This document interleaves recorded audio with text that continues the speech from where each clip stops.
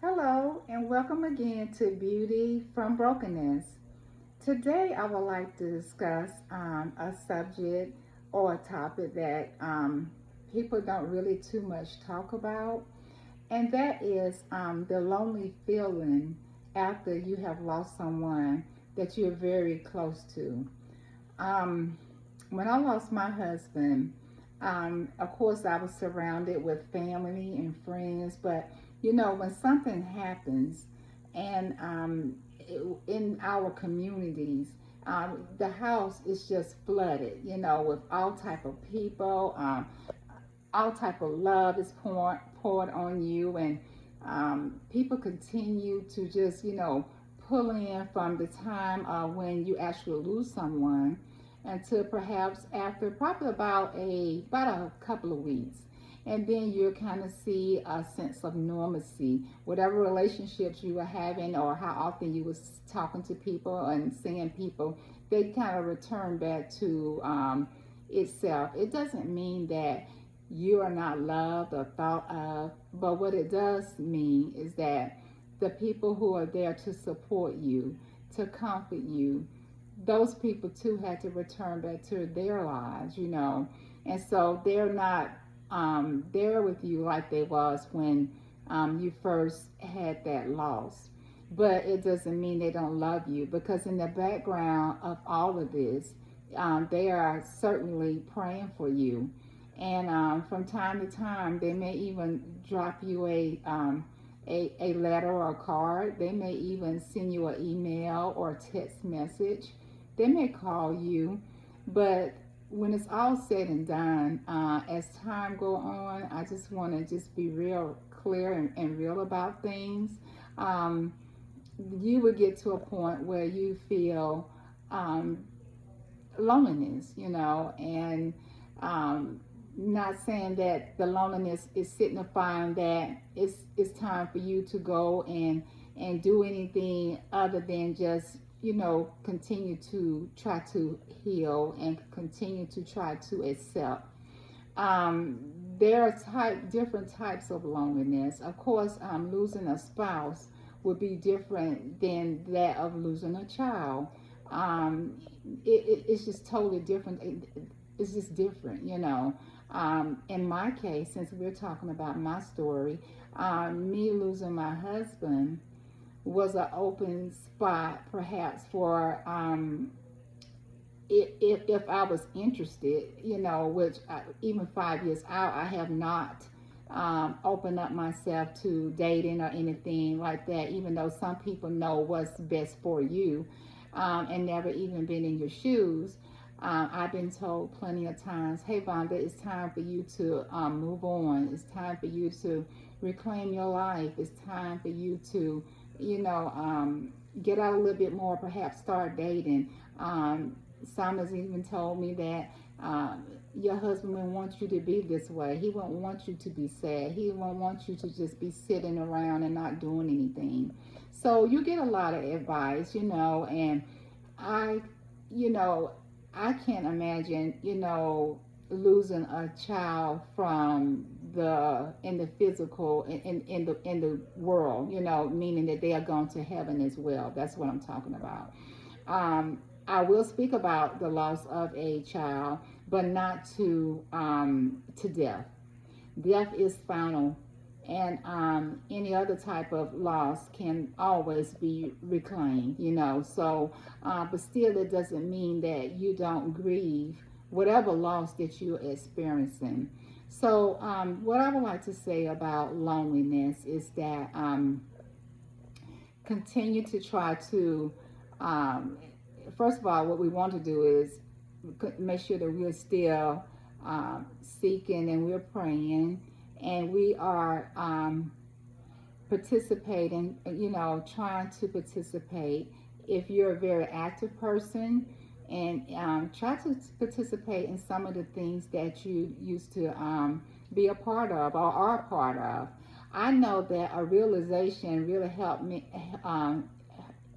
A realization really hit me when at the season in our lives when you become like empty nesters, and married couples that are still together, you are at a different phase in your life. You know, you start off like you get married, okay, then you have your honeymoon phase. Then you start your family. So now we're growing our family. You know, we have the work going on, the careers, you know, the children come up, and then you have the school meetings, and they're in different activities. So you have all the practices, and then the things that get involved in, you have all of that.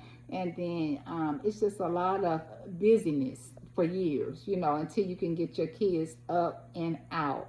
So at that point, you reclaim, you know, you come back together. And so now you celebrate being empty nesters, because now you can have quietness, perhaps, or still time, you know, just a long time, you know. So you look forward to that. And sometimes, in some cases, you even have grandchildren, and they start, if carefully, they start gradually moving in on that empty nesting time. So you get to really just rediscover your mate. That is just so very beautiful, to just rediscover your mate at this place where you don't have so much busyness, you know. And then I see where it affected me with the loneliness is that some groups I used to be a part of, that is exclusively for couples. Now I'm not a couple, you know.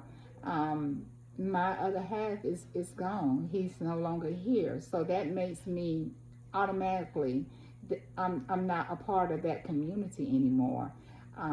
Where I had a high visibility when he was here, now I'm not even a part of that group because he's not here.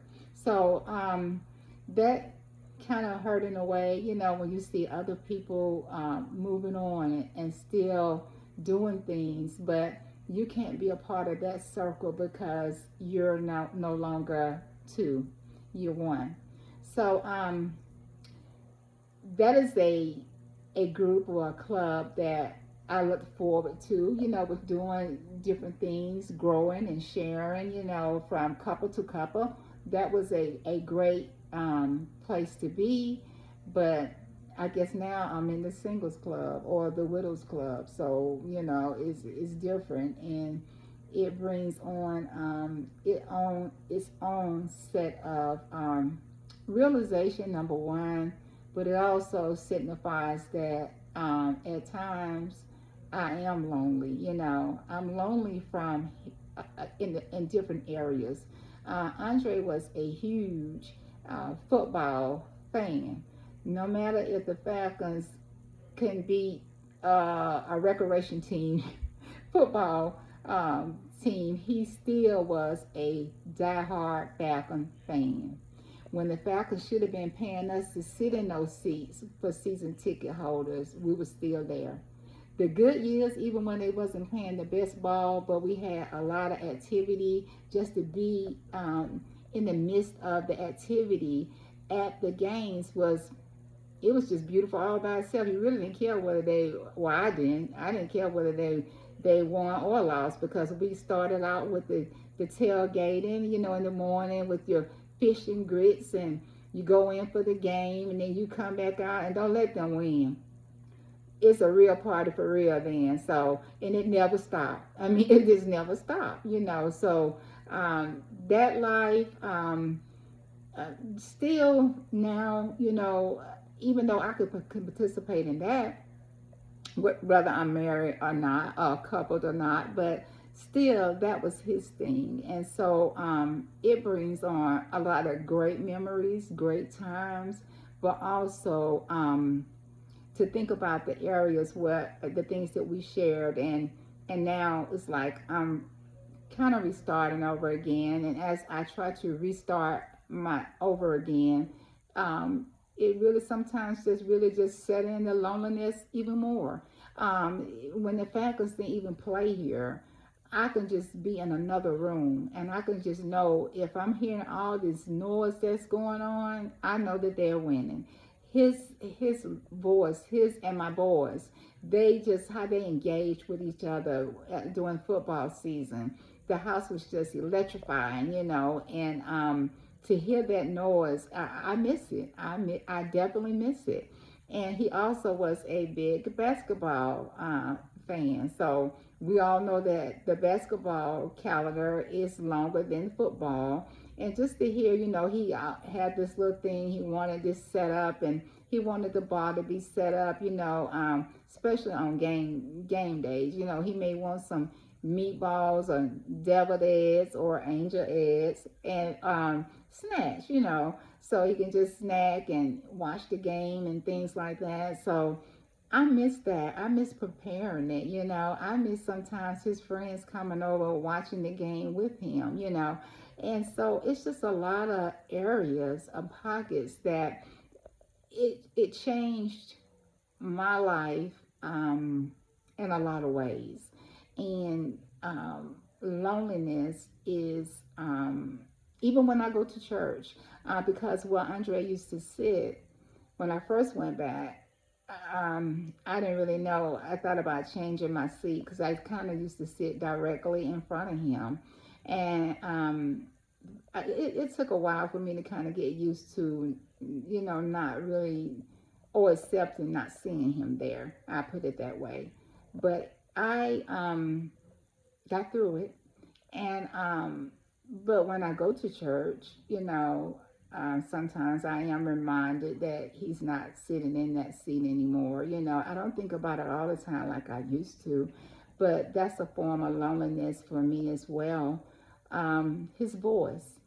Um, I can hear his voice. I know the things that he would say, and I know how he would say certain things. But as time go by, I wonder, is it my voice overriding the sound of his voice? But what I do have is several voice messages from him that I never let go. So sometimes if I want to just hear his voice again, I play it and I listen to it. So it's just a lot of things people never talked about before my time, that I kind of sort of had to learn on my own. But one thing I can tell you for sure is that because of all the memories made, they far exceed the bad times. Because I have a catalog of great memories that are formed to help me be able to navigate through this. I can hear him say, um, my wife is smart, my wife is beautiful, my wife is kind, Vonda, can you make me some brownies to take to work tomorrow?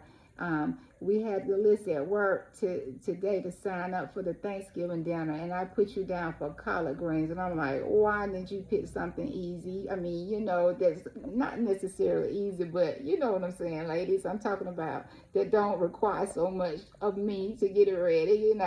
But I didn't mind, so I just kind of miss all of that, and all of that to me, it goes into loneliness. But one thing I could say is God said he would never leave us and he would never forsake us. So I am reminded of that one thing for sure, God has never left me, and he's not going to leave you either. So hold on to your memories, hold on to your loved ones that surround you, the ones that had to get back to their busy lives and stuff like that. Know that they still love you. They may not be showing up as much as they was during the time when you first had your loss, but you're still on their hearts, and they still pray for you, and I do too.